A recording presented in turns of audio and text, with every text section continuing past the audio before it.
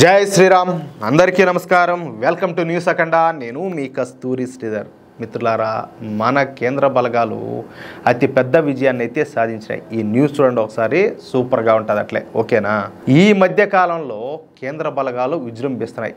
ఎక్కడ ఏ సమయంలోనూ ఏ ప్రాంతంలో కూడా వెనక్కి అయితే తగ్గడం లే. ఎక్కడైతే శత్రువులు కనపడతారో అక్కడికి దూసుకుపోతారు. చావడమో లేకపోతే చంపడమో అన్న ఫార్ములాను మన కేంద్ర బలగాలు పాటిస్తున్నాయి. తమ ప్రాణాలను ఫణంగా పెట్టి మన దేశ గౌరవాన్ని, అదేవిధంగా ప్రజల ప్రాణాలను కేంద్ర బలగాలు అయితే కాపాడుతున్నాయి. సరే, ఇక అసలు విషయానికి వస్తే, ఈ మావోయిస్టులు మనము తీవ్రవాదులు అని చెప్పి కూడా పిలుస్తాం అన్నమాట. మొదటి నుంచి రాడికల్ భావజాలంతో పెరిగి ఒక రకమైనటువంటి పిచ్చితో, ఉన్మాదంతో ఈ మావోయిస్టులు చేరి తుపాకులు పట్టుకొని అమాయక ప్రజలను అలాగే పోలీసులను చంపుతూ ఉంటారనమాట. ఎవరు? ఈ మావోయిస్టులు. అదేమయ్యా అంటే కమ్యూనిజము, సమానత్వం, వీళ్ళ పెండాకుడు అంట ఏయో సొలు కబుర్లన్నీ కూడా చెప్తూ ఉంటారు. అసలు ఈ మావోయిస్టులు ఫాలో అయ్యేటటువంటి ఈ చైనానే, ఏదా చైనా దేశమే ఈ పెట్టుబడిదారులందరినీ కూడా ఆహ్వానించి ప్రపంచవ్యాప్తంగా సామ్రాజ్యవాదం వైపు అడుగులేస్తా ప్రజల శ్రమను దోపిడీ చేస్తా ముందుకైతే పోతుంది. అవునా కాదా? మీకు కూడా తెలుసు కదా. ఇక్కడ ఈ మావోయిస్టులకు తెలియని విషయం ఏంటంటే, చైనాలో విపరీతంగా శ్రమ దోపిడీ అయితే జరుగుతుంది. చైనాలో ఈ కార్మికులంతా రోజుకు 10 నుంచి 12 గంటల పాటు పనిచేస్తారు కాదో చెప్పాలంటే చేయిస్తారన్నమాట. అది విషయం. ఎదురు తిరిగితే వాళ్ళ ఉద్యోగాలు పోవడమే కాకుండా నిర్మోహమాటంగా వాళ్ళని తీసుకుపోయి జైల్లో వేపిస్తారనమాట. అట్లుంటుంది. ఇక చైనాలో సమానత్వం అనేది అసలు భూతద్దం పెట్టి ఎత్తికినా కూడా కనపడదు. ఎవరో తెలివిగా ఉండి కాస్త సృజనాత్మకతను కలిగి ఉండి అలాగే ముందుకు దూసుకుపోతూ ఉంటారో వాళ్ళకే అన్ని ప్రయోజనాలను కూడా ఈ చైనా ప్రభుత్వం కల్పిస్తూ ఉంటుంది. వాళ్ళకే అన్ని రకాల సహాయ సహకారాలు కూడా అందుతాయి. అలాంటి వాళ్ళకే ఈ చైనా బ్యాంకులు లోన్లు ఇస్తాయి. చైనా ప్రభుత్వం కూడా అలాంటి వాళ్ళకే భూములు కూడా కట్టబెడుతుంది అన్నమాట. ఎందుకు? ఈ ప్రాజెక్టులు పెట్టుకోవడానికి, కంపెనీలు కట్టుకోవడానికి, వాటన్నిటికి కూడా. కానీ మన దేశంలో అట్ట కాదు కదా. అందరూ సమానంగా ఉండాలనే కదా మనం ఈ రిజర్వేషన్లన్నీ కూడా తీసుకొని వచ్చిందే. ఒక్క జ్ఞానవంతులకు, మేధావులకే కాకుండా సామాన్య ప్రజలు కూడా అభివృద్ధి చెందే విధంగా మన ప్రభుత్వాలు వివిధ స్కీములను తీసుకువస్తున్నాయి. ఉదాహరణకు ముద్రా లోన్లు. ఈ ముద్రా లోన్లను 10 లక్షల వరకు ఇస్తారనమాట.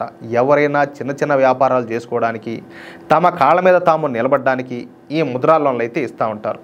ఈ లోన్లకు వడ్డీ కూడా చాలా తక్కువ. ఇక వీధుల్లో చిరు వ్యాపారాలు చేసుకుంటూ ఉంటారు కదా, అలాంటి వాళ్లకు ప్రధానమంత్రి పథకం కింద 20,000 రూపాయల వరకు ఆర్థిక సాయం చేస్తూ ఉంటారు. దానిపైన వడ్డీ కూడా ఉండదు. కానీ సామాన్య ప్రజలకు అవసరమయ్యేటటువంటి ఇటువంటి పథకాలు చైనాలో ఎంత మాత్రం కూడా అమలు చేయరు. మరి మన దేశంలో ఉన్నటువంటి ఈ మావోయిస్టులు ఈ చైనీస్ మావో భావజాలాన్ని పట్టుకొని ఎందుకు ఊలాడతారంటాలే. మన దేశంలో మంచిగా కదా జరుగుతుంది, ఎందుకు వీళ్ళంతా కలిసి సమాజాన్ని చెడగొడతారు, ఎందుకు గిరిజన ప్రాంతాలను అభివృద్ధి చెందనీయడం లేదు? ఆలోచించండి మీరు కూడా. పైగా ఈ మావోయిస్టులు మన హిందూ యాక్టివిస్టులను టార్గెట్గా పెట్టుకున్నారు. నేను మొన్న ఈ మధ్య ఎక్కడో చూసిన, గత 7 సంవత్సరాలలో ఈ మావోయిస్టులు దాదాపుగా 200 మంది హిందూ యాక్టివిస్టులను అలాగే బీజేపీ, ఆర్ఎస్ఎస్ కార్యకర్తలను అన్యాయంగా చంపేశారంట. అంతేకాదు వీళ్ళు మతం మారిపోయి విదేశీ మతాలను స్వీకరించి ఈ మానహోమాలన్నింటినీ కూడా సృష్టిస్తారంట. చూడండి, ఇంక ఏం మాట్లాడాలా, ఏమనాలా? ఈ విషయం 2 సంవత్సరాల క్రితం ఛత్తీస్గఢ్లో వెలుగులేకొచ్చింది. అందుకే అప్పటి నుంచి మన అమిత్ షా గారు మావోయిస్టులపైన పట్టు బిగించారు. 2026 నాటికి మావోయిస్టులు అనేవాళ్ళే లేకుండా చేస్తానని చెప్పేసి ఆయన ప్రమాణం చేశాడు. అయితే లొంగిపోండి లేదా చచ్చిపోండి అంటూ అమిత్ షా గారు సంచలన ప్రకటన కూడా చేశారు. మీకు కూడా తెలుసు కదా.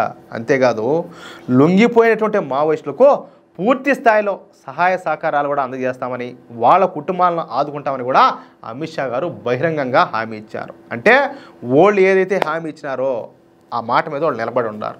అర్థమవుతుందా? అయినప్పటికీ కూడా ఈ పిచ్చి పట్టినటువంటి మావోయిస్టులు లొంగిపోకుండా అమాయక ప్రజలను చంపుతా ఏజెన్సీ ఏరియాల్లో అభివృద్ధి అయితే ఎంత మాత్రం కూడా జరగడం లే. అందుకే ఇక కేంద్ర బలగాలన్నీ కలిసి విజృంభిస్తున్నాయి. దొరికిన మావోయిస్టులు దొరికినట్టుగా ఎన్కౌంటర్ చేసి పారేస్తున్నారు. అయితే మొన్న ఈ మధ్యన మన తెలంగాణకు ఆనుకుని ఉన్నటువంటి కర్రిగుట్ట అడవుల్లో పెద్ద సంఖ్యలో మావోయిస్టులు అంతా కూడా తప్పించుకొని తెలంగాణ అడవులేకి వచ్చేసారంట. తెలంగాణలోని కాంగ్రెస్ ప్రభుత్వం కూడా ఈ మావోయిస్టుల పట్ల కొంత నిర్లక్ష్యంగా ఉండిందన్నమాట. దాంతో వాళ్ళు విజయవంతంగా తప్పించుకోగలిగినారు. ఇప్పుడు సరిగ్గా ఇలాంటి సంఘటనే జార్ఖండ్లో జరుగుతుంది. జార్ఖండ్లో ఉండేది కూడా ఈ కాంగ్రెస్ పార్టీ ఆధ్వర్యంలో ఉన్నటువంటి ఇండి కూటమి ప్రభుత్వమే. ఈ ప్రభుత్వం పూర్తిగా మావోయిస్టులకు అనుకూలంగా ప్రవర్తిస్తూ ఉంటుంది. దీంతో మావోయిస్టులకు ఈ జార్ఖండ్ రాష్ట్రం సేఫ్ జోన్గా మారిపోయిందన్నమాట. అందువల్లనే ఈ జార్ఖండ్లో మావోయిస్టులను పట్టుకోవడం కేంద్ర బలగాలకు చాలా కష్టంగా మారిపోయింది. దీంతో కేంద్ర ఏజెన్సీలు కూడా రంగంలో దిగినాయి. ఇక మావోయిస్టుల ఆచూకీ గురించి స్పష్టమైన సమాచారాన్ని కేంద్ర బలగాలకు మన కేంద్ర ఏజెన్సీలు అయితే అందించాయన్నమాట. జార్ఖండ్లోని హరిదాబాద్ ప్రాంతంలోని పంటిత్రి అడవుల్లో పెద్ద సంఖ్యలో మావోయిస్టులు సంచరిస్తూ ఉన్నట్టు కేంద్ర ఏజెన్సీలు మన కేంద్ర బలగాలకు సమాచారం అయితే ఇచ్చినాయి. అంతే, ఇక కేంద్ర బలగాలు పక్కా ప్లాన్ ప్రకారం మూడో కంటికి కూడా తెలియకుండా ఈ పంటిత్రి అడవుల్లోకి ప్రవేశించినారన్నమాట.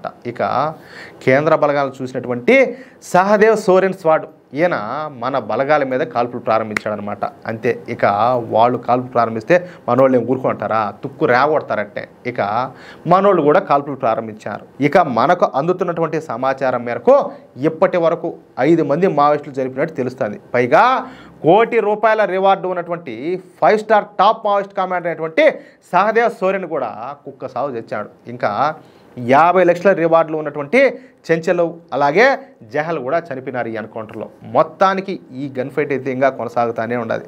రేపటికి ఇంకెంతమంది చచ్చిపోతారో చూడాలి. అది విషయం అయితే. అంటే కేంద్ర ప్రభుత్వం ముందుగా మావోయిస్టుల అగ్రనాయకులను లేపేస్తుంది. తద్వారా ఏంటంటే మావోయిస్టు పార్టీని బలహీనపరిచి నిర్వీర్యం చేసి దేశాన్ని కాపాడాలన్నది మోడీ ప్రభుత్వం యొక్క ఆలోచన. అది విషయం. ఎట్లా న్యూసా మిత్రులారా, ఈ న్యూస్ కనుక మీకు నచ్చినట్లయితే ఖచ్చితంగా ఈ న్యూస్ నలుగురికి షేర్ చేయండి. అలాగే ప్రతి ఒక్కరు కూడా మీ యొక్క అమూల్యమైనటువంటి అభిప్రాయాలను కామెంట్ రూపంలో తెలియజేయండి. ఇంకో విషయం ఏంటంటే, ఇంతవరకు మీరు కనుక మన ఛానల్ను సబ్స్క్రైబ్ చేసుకున్నట్లయితే ప్రతి ఒక్కరు కూడా మన ఛానల్ను సబ్స్క్రైబ్ చేసుకోండి, సపోర్ట్ చేయండి ప్లీజ్. జై శ్రీరామ్, జై హింద్.